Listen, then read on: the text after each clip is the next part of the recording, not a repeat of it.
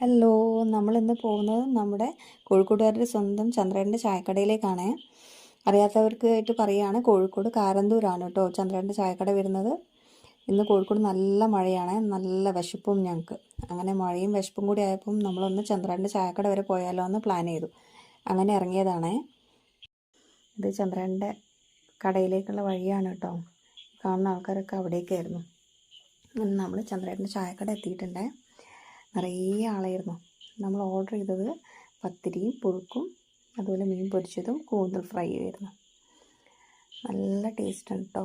നല്ല പുഴുക്കും നല്ല പണ്ടത്തെ ഭക്ഷണമില്ലേ, നമ്മളെ നാടൻ ഭക്ഷണമില്ലേ പണ്ടത്തെ, ആ ഒരു ടേസ്റ്റൊക്കെ നമുക്ക് ചന്ദ്രൻ്റെ ചായയും ഞങ്ങൾ വാങ്ങി കുടിച്ചിട്ടുണ്ടായിരുന്നു കേട്ടോ. ചായയും അതുപോലെ തന്നെ കാപ്പിയും കുടിച്ചു. ചായയും കാപ്പിയൊക്കെ അതുപോലെ തന്നെ ഇപ്പം ഫുള്ള് നമ്മൾ ഇൻസ്റ്റൻ്റ് ആയിട്ടുള്ള സാധനങ്ങളല്ലേ യൂസ് ചെയ്യുന്നത്.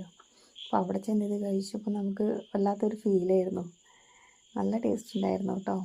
നല്ല അടിപൊളി ഫുഡായിരുന്നു.